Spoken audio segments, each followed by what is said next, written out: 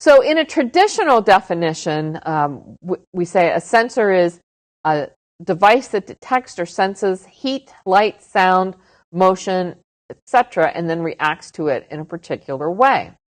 Well, for cybersecurity, we've added on to that definition. And so we are saying that it also includes system logs, blogs, technical notes, and much more. So sensors are not just technical components on the network. They can be other way of information of informing you about something that's going on. So sensors can come in a variety of forms.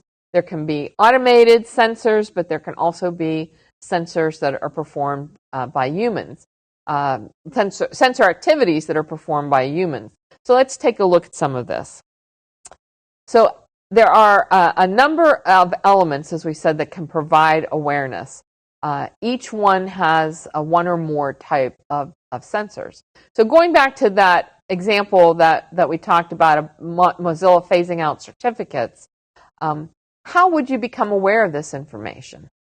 Well, it might be announced by the vendor in a blog or a security organization or a security newsletter. It might be in an email from a vendor, or it might be an email from a security site that does like information gathering and shares that. You may get it through some particular feeds. So all of these different methods can be sensors. So isn't that interesting that you can see that some of them are initiated by humans, some of them may be maybe not. What we see as the challenge, though, in situational awareness is really determining what it is that you need to collect.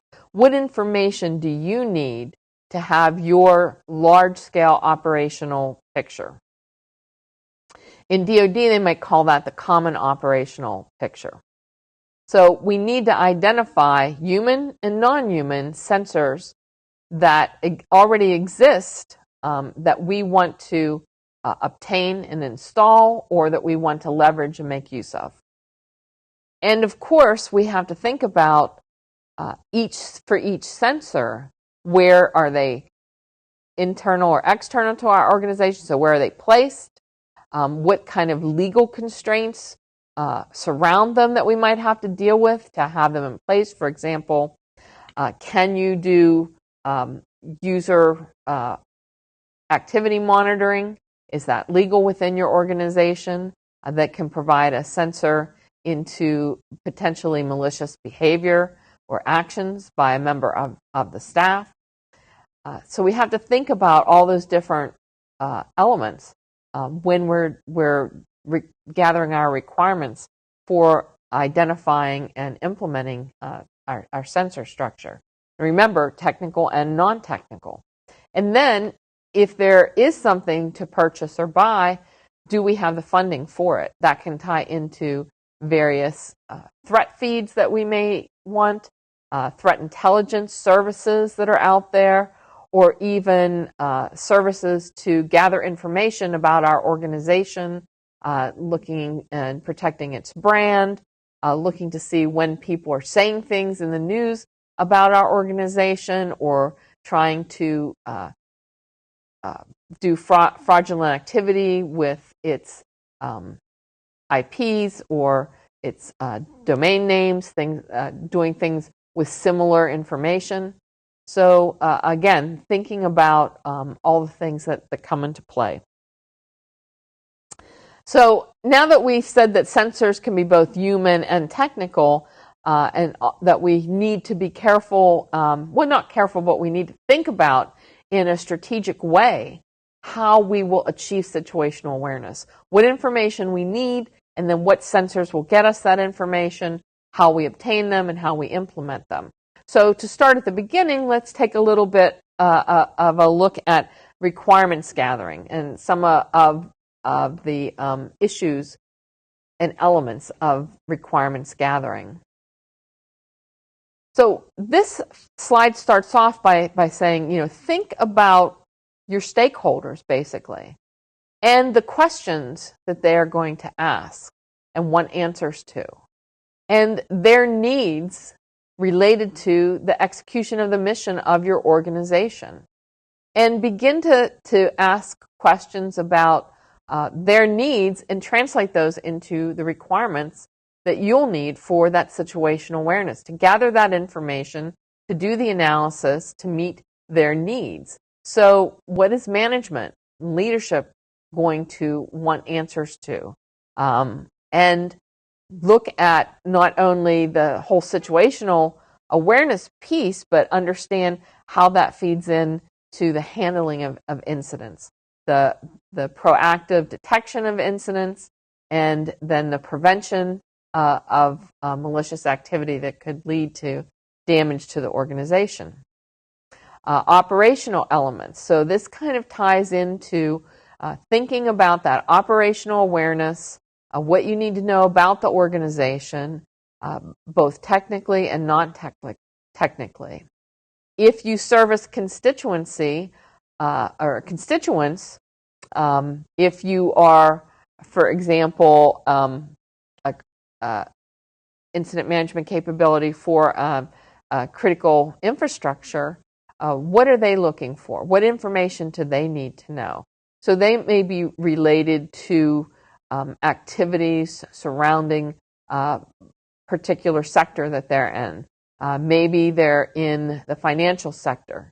And so you would want to be aware of any other malicious activity happening with any other financial institutions.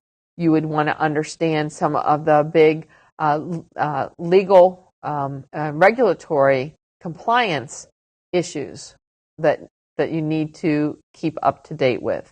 Need to understand the type of tools and technologies that are being used. Need to understand information sharing groups, such as there is the Financial Information Sharing and Analysis Center that might be a sensor to pass on information. And for each sensor, then, once you identify the types of information you need and the type of sensor that can provide that, again, we mentioned before, is there any cost involved?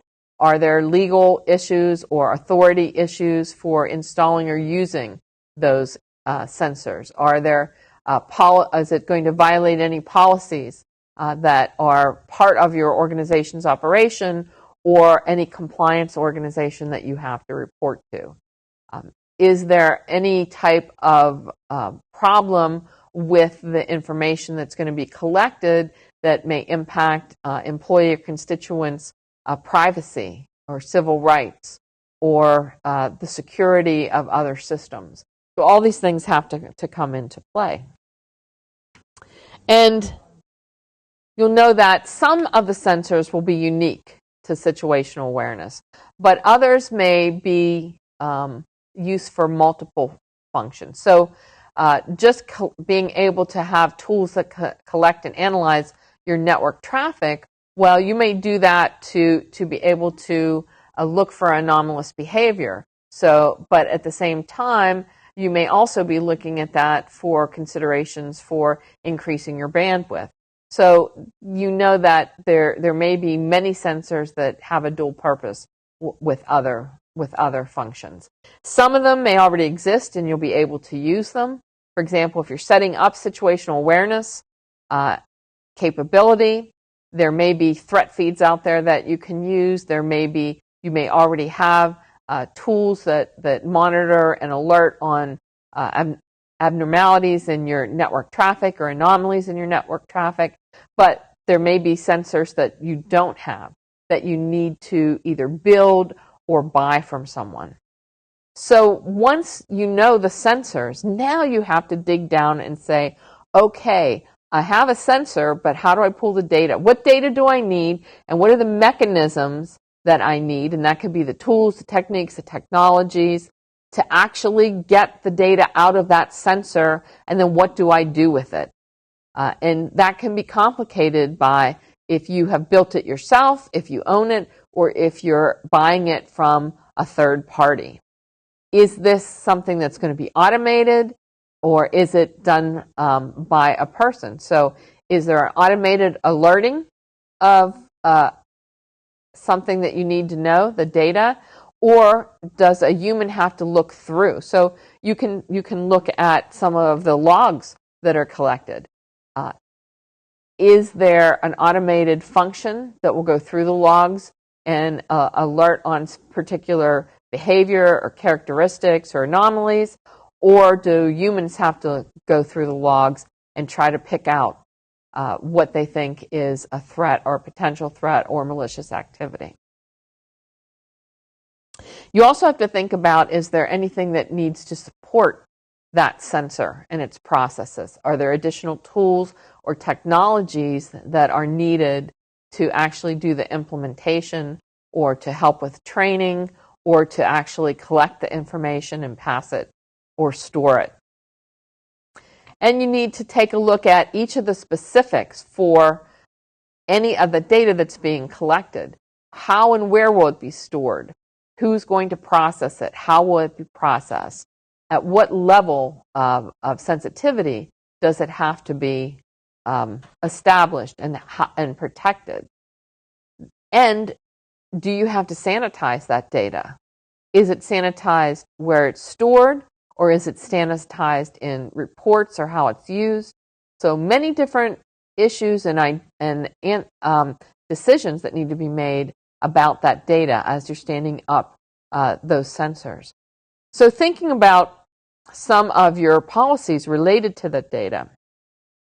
Do you have an information retention policy? How long can specific information be kept? For some, logs and network traffic might be like 60, 90 days, forever, a year, 5 years, but you need to understand what your retention policy is and if there are any compliance or legal issues that require you to keep it longer or to get rid of it in a faster fashion. We've already mentioned, does that information require certain types of protection? Is it sensitive? Is it confidential? How do you protect that? Is it on segmented networks? Is it able to be encrypted?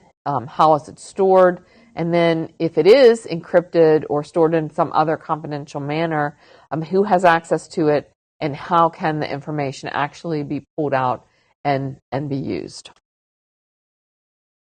When we talk about fusion, we talk about the correlation and analysis of the information collected from all the different sensors. So fusion really means pulling and synthesizing information together. So in this case, it's pulling information from different types of sensors and looking for corroboration, looking for substantiation of threats, of anomalous activity, things like this.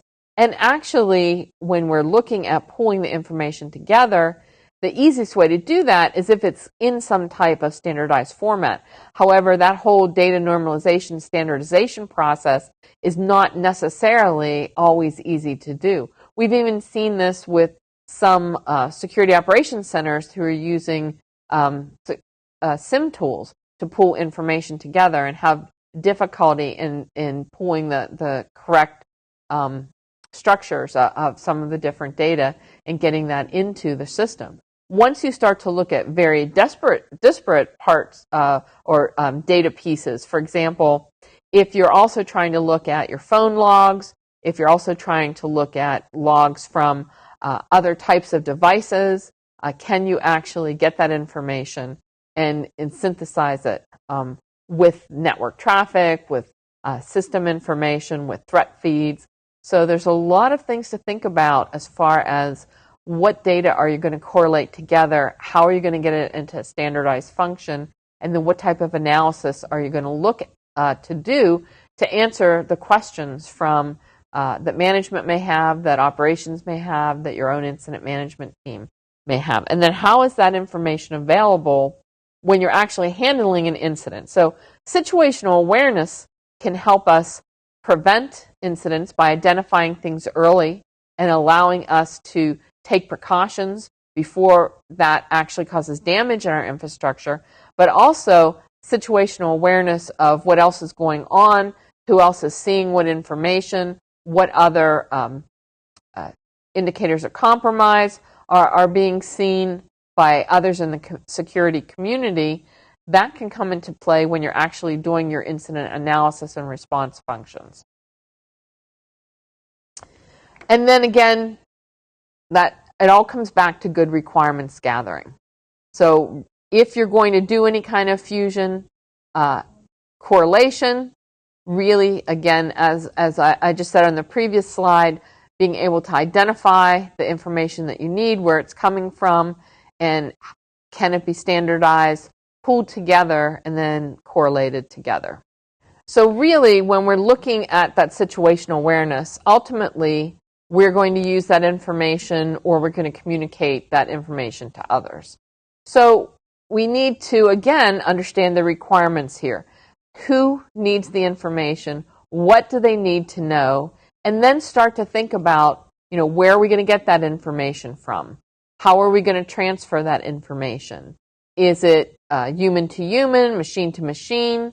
Does it need to be protected in a secure fashion? So we need to use some type of secure communication mechanisms. What's the frequency of how the information needs to be relayed? All these things come into play. So we need to know, yes, we're gathering information through situational awareness, but who beyond the incident management function needs to have access to that? So it could be that you're using all this information to keep your own staff up to date, to keep your organization's stakeholders up to date, to keep different lines of business up to date, to keep your constituents up to date. And you have to then find out if you're doing this in an effective manner. And the only way to do that is to get feedback from those who are receiving the results of your situational awareness. So you want them to be able to answer, is the information accurate? Were they able to do anything with it? Was it actionable? Was it necessary? Or was the information inaccurate? Was it obsolete? Was it not relevant? It was related to systems, software that they don't have. It was, those types of questions. Is there other information that they need but they're not getting? So that's if you're providing situational awareness information to a constituency or management. But also, if you're getting information from third parties, you would want to ask yourself the same question. So you need this feedback to identify strengths and gaps, and then identify areas for improvement, and then build your improvement plan, and then execute those improvements if you have the approval and the funding and the resources to do so.